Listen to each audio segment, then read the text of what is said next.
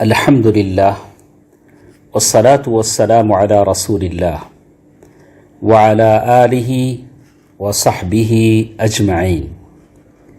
محترم حضرات و خواتین، دلوں کے اعمال کی سلسلے میں یقین کے موضوع پر ہماری گفتگو ہے۔ یقین، جس کے بارے میں سلف کی بات کل کے درس میں ہم نے پڑھا، الصبر نصف الایمان والیقین الایمان کلہ، کہ صبر آدھا ایمان ہے اور یقین سارے کا سارا ایمان ہے۔ تو جیسے کل کے درس میں ہم نے آپ کو بتایا کہ یہ بات بالکل صحیح ہے۔ اس لیے صحیح ہے کہ میں اور آپ کبھی صبر کرتے ہیں، کوئی ناگہانی مصیبت آ جاتی ہے، پریشانی آ جاتی ہے تو ہم صبر کرتے ہیں، لیکن صبر کرنے کے باوجود ہمارا دل کہیں نہ کہیں خلش کا شکار رہتا ہے، طرح طرح کے خیال آتے ہیں۔ بعد میں آدمی سوچتا ہے کہ اب چلو کیا کریں، چلو صبر کر لیتے ہیں۔ آدمی مصیبت پر صبر کر لیتا ہے۔ یہ تو رہی بات صابر انسان کی، لیکن جو صاحب یقین ہے اس کی بات کیا ہے؟ کہا کہ وہ صبر کرنے والے سے بہت بڑھ کر ہے۔ وہ کیسے بڑھ کر ہے؟ کہ وہ جو مصیبت آئی ہے، صابر نے تو صبر کیا اور یقین کرنے والے نے اس مصیبت کو نعمت سمجھا، صبر کرنے کے ساتھ ساتھ اس نے نعمت سمجھا، اور اس بلا سے، مصیبت سے وہ خوش ہوتا ہے کہ اللہ تبارک و تعالیٰ اسے آزما رہا ہے، اور اس کا دل مطمئن ہو جاتا ہے۔ اسی لیے کہا گیا کہ یقین سارے کا سارا ایمان ہے اور اس کا مقام صبر کرنے والے سے بڑھ کر ہے۔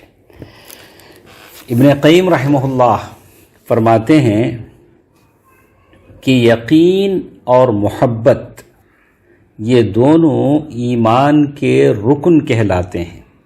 الیقین والمحبہ ہما رکنا الایمان وعلیہ ینبنی، انہی دونوں چیزوں پر ایمان کی بنیاد رکھی گئی ہے، اسی پر اس کے ستون ہیں، اور دل کے اعمال، بدن کے اعمال انہی دونوں چیزوں سے نکلتے اور بنتے ہیں۔ وہ دونوں چیزیں کیا ہیں؟ یقین اور محبت ہے۔ یقین ہے اور محبت ہے تو آپ کے دلوں کے اعمال بھی مقبول ہوں گے، آپ کے بدن کے اعمال بھی مقبول ہوں گے۔ اور یہ دونوں چیزیں جتنا کمزور پڑیں گی، یقین آپ کا کمزور ہو جائے گا اللہ پر، یوم جزا پر، آخرت کے بدلے پر، جنت کی نعمتوں پر، آپ کا عمل بھی کمزور پڑ جائے گا۔ اور محبت جیسے جیسے کم ہوگی، بالکل ویسے ہی آپ کے عمل میں بھی کمزوری آ جائے گی۔ جیسے بہت سارے مسلمانوں کو دیکھتے ہیں، یہ موسم کی طرح بدلتے ہیں، جیسے موسمی مسلمان ہوتے ہیں۔ رمضان آتا ہے تو ماشاءاللہ نیکی بہت بڑھ جاتی ہے، لیکن رمضان جیسے ہی جاتا ہے پھر یہ آہستہ آہستہ کمزور پڑنے لگتے ہیں۔ ارے ہم اس اللہ کی عبادت کرتے ہیں جو صرف رمضان کا نہیں ہے۔ وہ اللہ ہے جس نے بندوں کو حکم دیا کہ جب تک جسم میں جان ہے اللہ تعالیٰ کی عبادت کرتے رہو۔ ما دمت حیا، اللہ نے کہا ما دمت حیا، جب تک میں زندہ ہوں، میرے جسم میں گرمی ہے، میں اللہ تبارک و تعالیٰ کی عبادت کرتے رہوں۔ تو معلوم ہوا کہ یقین اور محبت یہ دونوں چیزیں طاقت ہیں، پاورفل ہیں، تو آپ کے عمل میں طاقت ہوگی، آپ کے عمل میں قوت ہوگی۔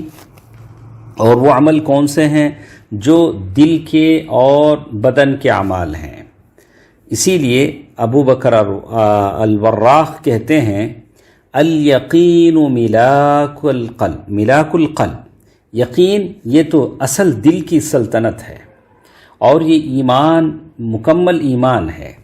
اسی یقین سے اللہ تبارک و تعالیٰ کی پہچان ہوتی ہے، اسی یقین کی دولت کو لے کر آدمی اللہ تبارک و تعالیٰ کی عظمت کو، اس کی قدرت کو، اس کے رحم و کرم کو آدمی سمجھتا ہے۔ اسی لیے حسن رحمہ اللہ نے کہا بالیقین طلبت الجنہ، اسی یقین کو لے کر لوگ جنت تلاش کرتے ہیں۔ دوستو عزیزو، دنیا میں جو پریشانیاں آتی ہیں، میں اور آپ سوچتے ہیں کہ چلو جنت میں مانگ لیں گے، جنت میں سکون لے لیں گے، دنیا میں مجھے یہ چیز نہیں مل سکی، چلو اللہ کی جنت میں مجھے مل جائے گی، دنیا میں میں کسی کی محبت نہیں پا سکا، چلو جنت کے دروازے پر اللہ کے فرشتے میرا استقبال کریں گے۔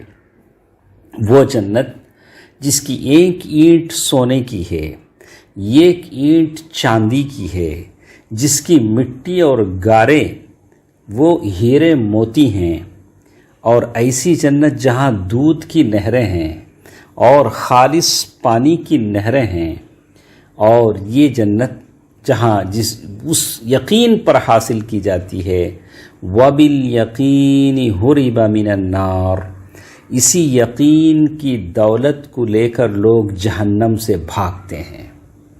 اگر مجھے یقین ہے کہ جہنم جس کی آگ انسان کے جسم کو جلا دینے والی ہے، نزاعۃ للشویٰ تدعو من ادبر وتولی، یہ جہنم کی آگ ایسی ہے، نزاعۃ للشویٰ، وہ گوشت کو ہڈیوں سے الگ کر دینے والی ہے، تدعو من ادبر وتولی، وہ بلائے گی جہنم کی آگ۔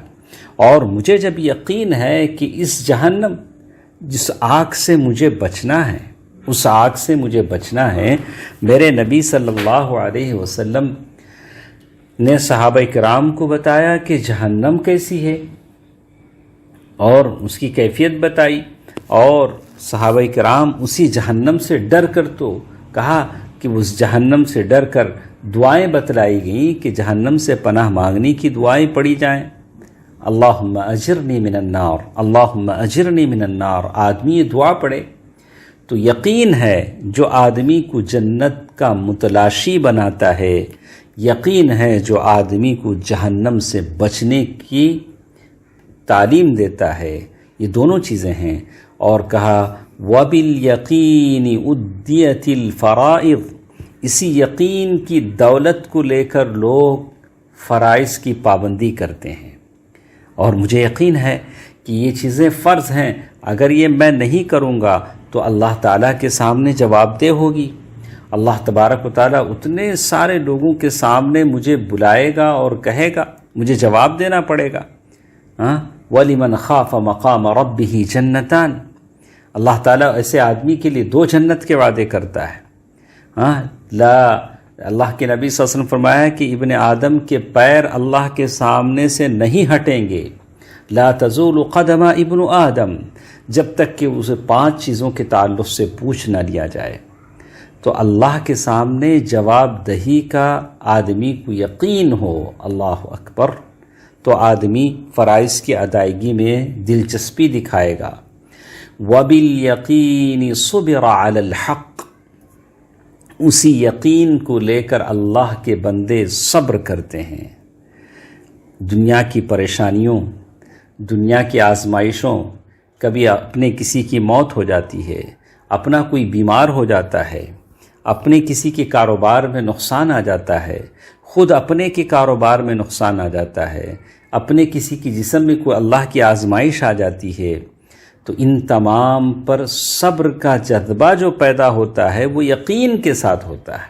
یقین اگر آدمی کو ہو کہ یہ ساری چیزیں اللہ کے حکم سے ہوتی ہیں، کوئی چیز درخت کے کسی، زمین کے کسی حصے میں، درخت کے کسی شاخ سے کوئی پتا بھی اگر گرتا ہے تو اللہ کی اجازت سے گرتا ہے۔ وَمَا تَسْقُطُ مِن وَرَقَةٍ إِلَّا يَعْلَمُهَا، اللہ تعالیٰ کے علم میں آئے بغیر کوئی تبدیلی، کوئی حرکت نہیں ہوتی۔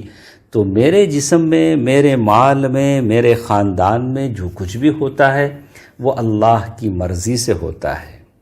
اللہ تعالیٰ اپنی مرضی کے مالک ہیں۔ اللہ تبارک و تعالیٰ اس کی حکمت جانتے ہیں، اس کی حکمت ہمارے سمجھ میں نہیں آتی۔ تو اسی لیے کہا وَبِالْيَقِينِ صُبِرَ عَلَى الْحَقِّ، یقین ہی کو لے کر آدمی صبر کرتا ہے حق بات کے پہنچانے پر اور صحیح بات پر ثابت قدم رہنے پر۔ انشاءاللہ کل کے درس میں ہمارے ساتھ کچھ باتیں رہیں گی۔ اللہ تبارک و تعالی بہتر بات سننے اور عمل کرنے کی توفیق دے، آمین۔ والسلام علیکم ورحمۃ اللہ وبرکاتہ۔